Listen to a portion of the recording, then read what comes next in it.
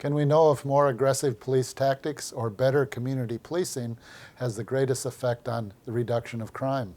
Today on the Roundtable Perspective, Dr. Andrew McCall joins me in examining the relationship between police policies, police chief decisions, and the response of the community to participating in and reporting crime that happens in their neighborhoods.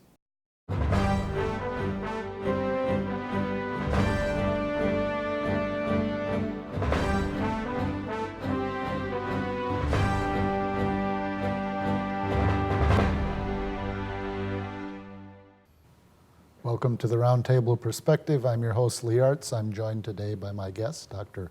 Andrew McCall. We're going to discuss racial inequality and policing. Dr. McCall is a postdoctoral fellow at the University of Chicago, earned his Ph.D. in political science at the University of California, Berkeley, and before that studied philosophy and politics at Truman State, and then were a Rhodes Scholar at Oxford. So I'm happy that you could join us today. Thank you so much. I'm excited to talk about this.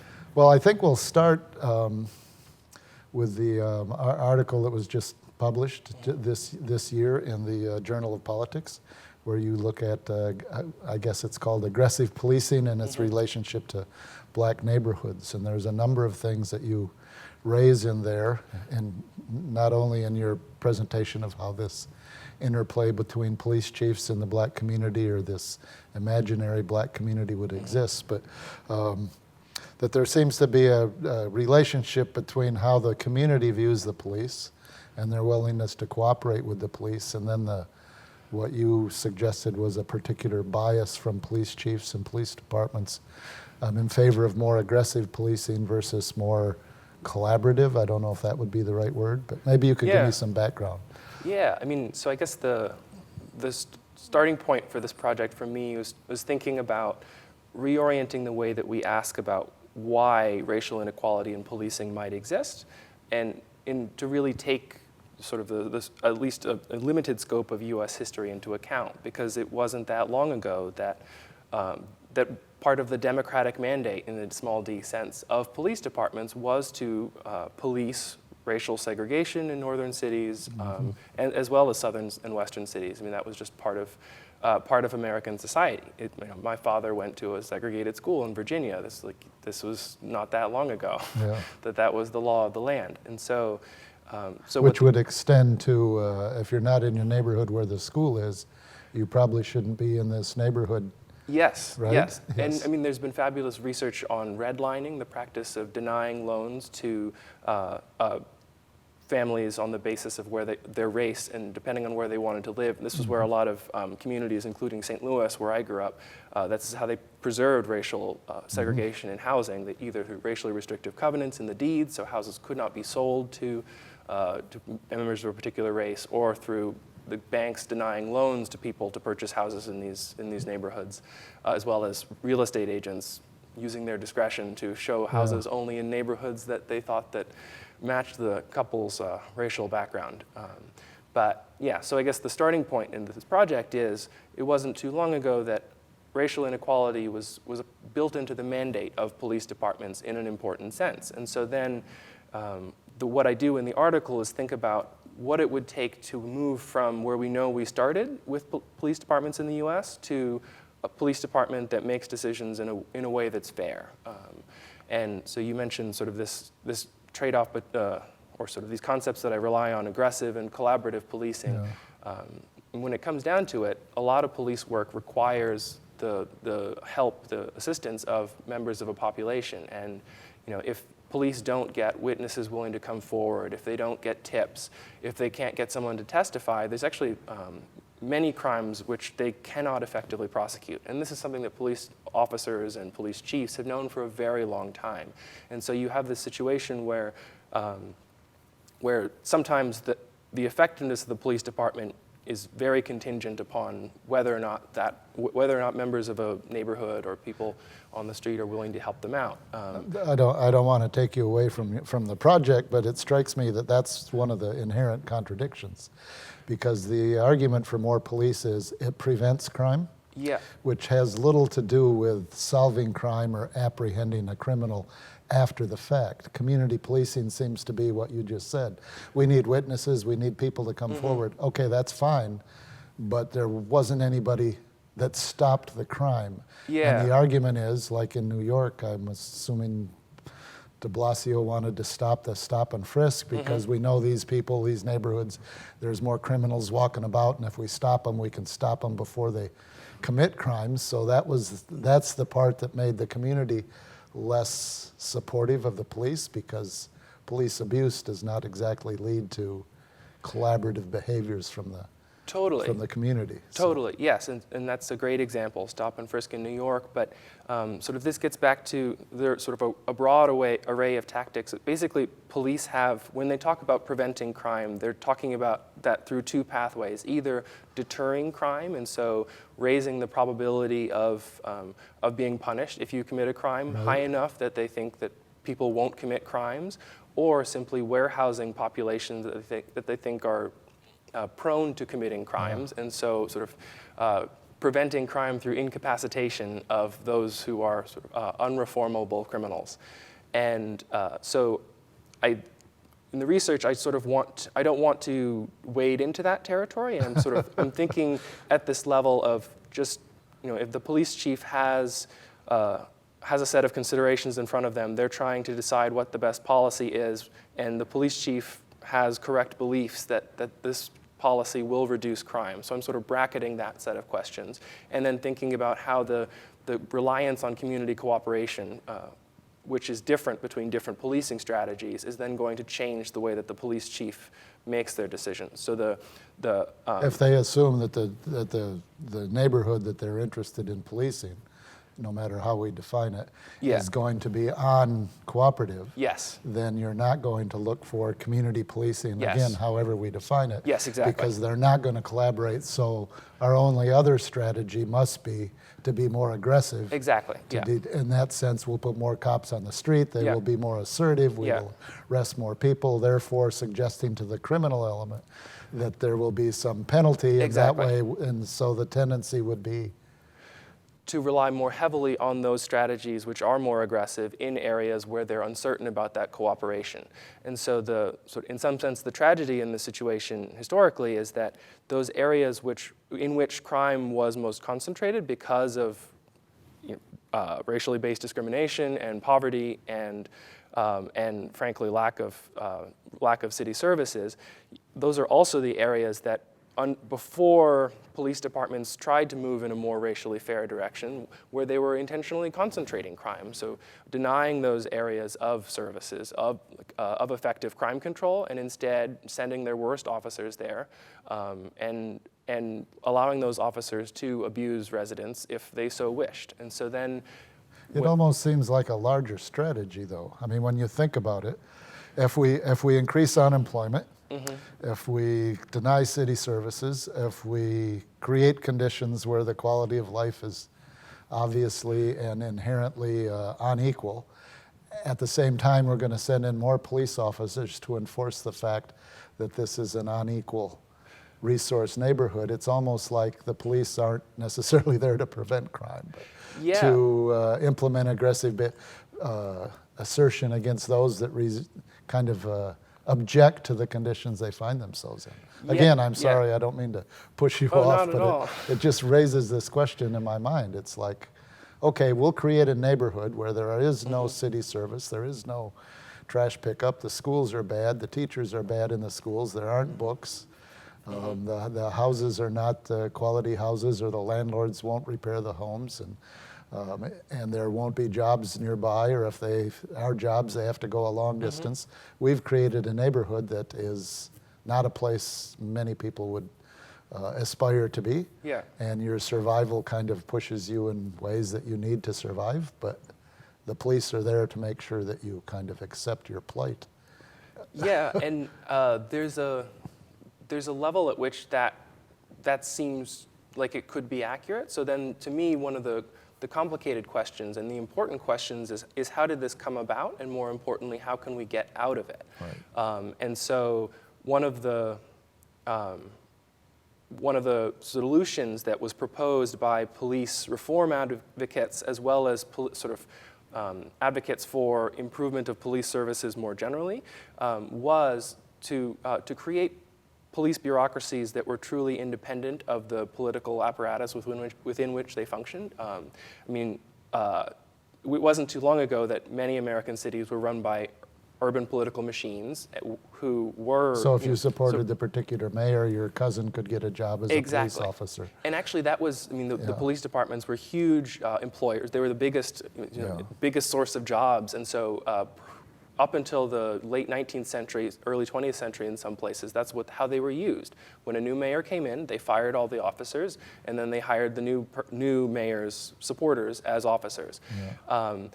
So then the first move to professionalize police departments, as they talked about it, was to institute civil service. So the departments couldn't be fired wholesale and replaced. The officers would stick around for a while. Yeah. But it actually wasn't until the 1950s that states stepped in and decided that it was necessary for police officers to be trained before they started working as officers.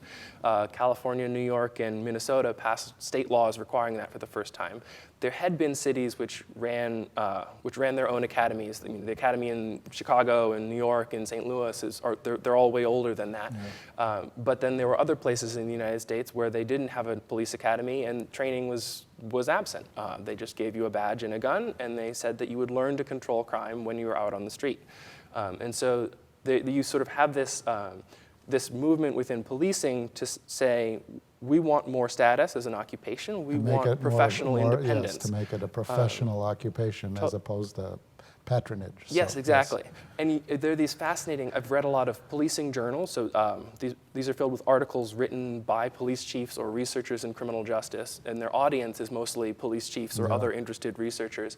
And they talk a lot about sort of wanting the status of doctors and lawyers, and they say, no one tells a doctor how they should practice. No one tells a lawyer what the right thing to do is. Similarly, policing should be run by experts who are recognized as knowing exactly the right thing to do in their field.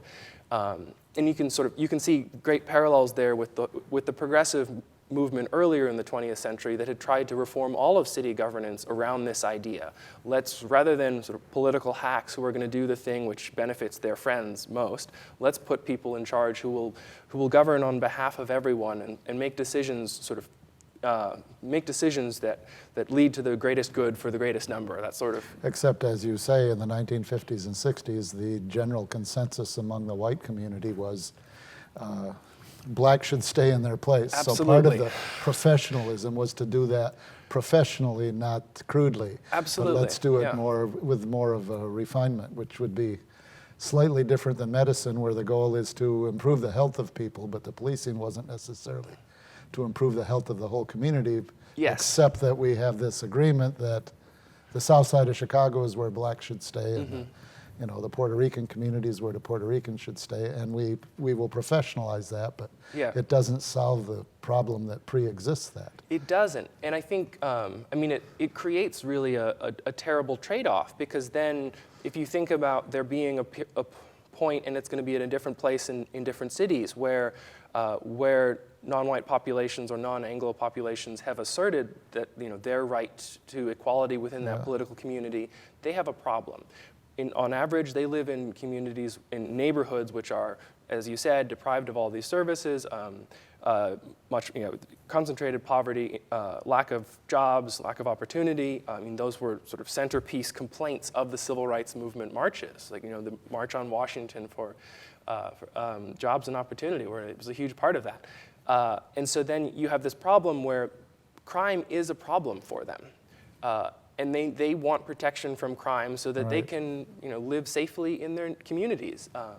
But how do they achieve that protection? And actually, James Foreman Jr. has this wonderful book, Locking Up Our Own, where he documents sort of Washington, D.C. crime politics following the D.C. City Council becoming majority black in the 1970s, and then sort of watches, he documents how they then went forward and implemented all these policies which we now know just spiked the number of young Sen- black Senator- men who ended up in. Senator Carol Moseley Brown was the one that introduced 3 strikes, you're out, which There you go. just multiplied the number of black youth that were put in state prisons and federal Exactly. prisons. And so, and I don't know if there's some empirical evidence. It would be interesting to see if the number of black youth that are put in prison, and there's an equal number of reduction of crime in those communities where they were arrested. Where they were warehoused? There is not. Again, I have not seen it, and I Yeah. would think that the police chiefs would be the first to crow about it, that if we have more cops and we are more aggressive, like the stop and frisk, there was no relationship between that Yeah. policy and the reduction of crime. The only thing that changed was there were more criminals locked In up. prison. So I just wonder how this professionalizing the police has worked out, making it independent. Just yesterday in the New York Times, a front page article was on the Fort Worth Police Department, where they've killed 6 people since June, including shooting a black woman through her rear window after she called for protection. 65% white police officers in a city that's majority black and Latino, but they consider themselves to have police reform and professionalize the police. So what would be the pitfall if we professionalize the police and we're separate from the political establishment, Yeah. but the results aren't what one might expect or desire, I guess? Well, yes. I mean, so anytime you give a bureaucracy, which the police are, freedom to operate as they will, you sort of have two problems. So how do you motivate them to continue to improve in the direction that the community wants them to improve? Especially if they have an independence from. If they have that independence, there's no really direct oversight mechanism. Yes.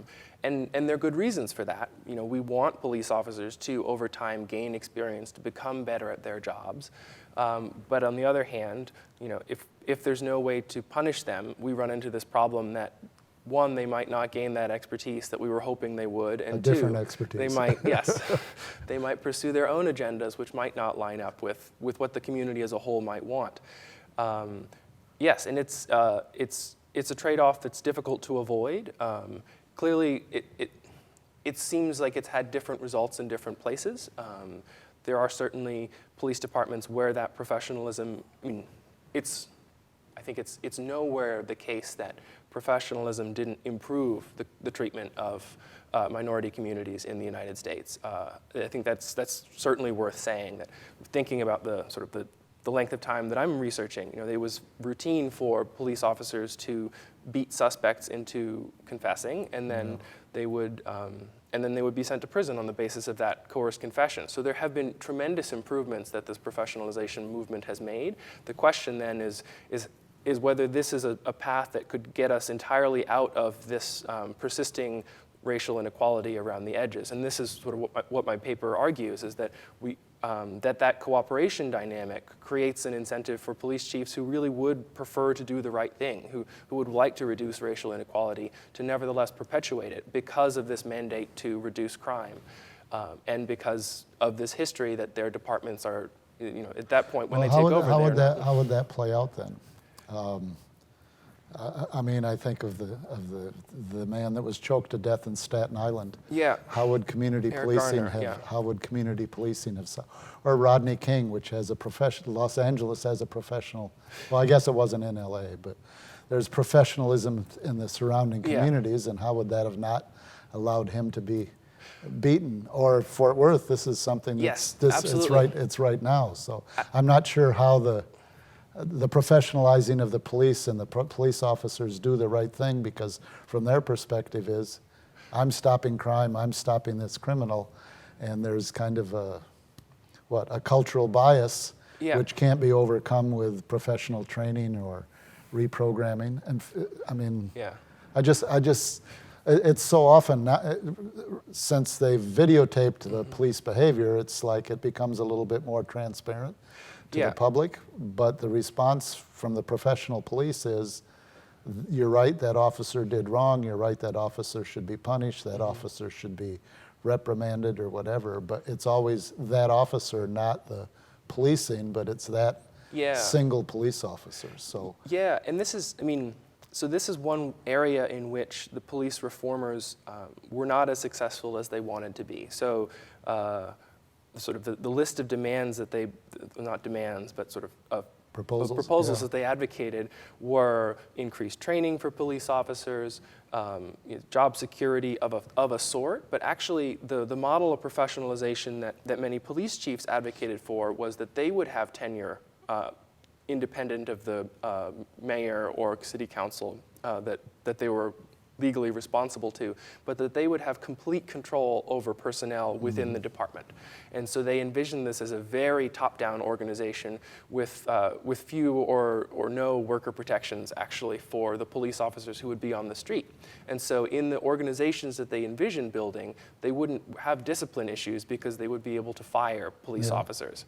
And then two things got in the way. One, unionization within policing, and sort of as unionization spread, also sort of during the same period, 1950s, I would 60s, argue 70s. it doesn't seem to be a legitimate argument, because Which the idea that because they have a union that can be nothing done.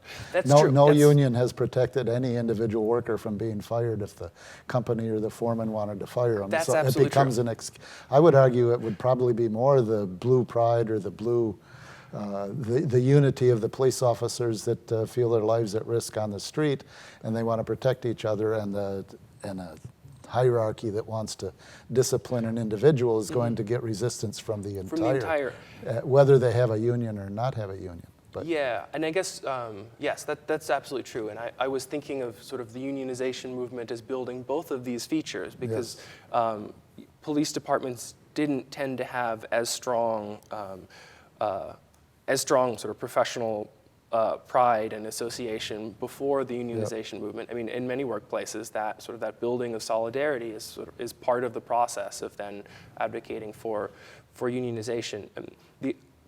So I guess what does seem to have happened is that police chiefs, whether or not it's related to the unions or these other factors, which are absolutely have been investigated to a limited extent, it is true that there are many departments where there's a question about the extent to which police officers, what is it that will get them punished most severely, and is it what the community might think of as an unforgivable act of violence against an innocent citizen or resident who's not a citizen, or is it doing something, falsifying your paperwork? Is it showing up to work late? Is it uniform violations? I mean, there are all these sorts of rules that police officers are punished for violating, but then there are others where it seems like they have an inordinate amount of protection. Yeah. Yes. Well, in part, I think it probably is also the conditions of work. I mean, it makes sense for the lay person or the average citizen not to understand the risk or the experience that individual officers have to go into a crime area or a crime situation, and why there may be justification in pulling their weapon or even firing their weapon that doesn't appear to be that way when the result seems contradictory to what the officers might have experienced at the time. So, I mean, we certainly have to grant that that possibility too. The question becomes, long-term and the consistent patterns, how does that continue to be the fallback position, which is understandable on one level, but on another, I think you mentioned it here, what you called the conditions of structural racism in the policy. So it's not so much the individual officer that may be at fault, but it's a structural condition that isn't always addressed. Yes, and so this is the central argument of the paper that came out this summer, that you could, given the learning incentives of police chiefs and this problem of needing community cooperation but not necessarily being able to depend upon it, and that their ability the police chiefs' ability to depend upon community cooperation correlating very strongly with race, again, because of the way police departments have treated their minority residents and for a long time. And the segregation in any city. And because of the segregation. Which you can't overcome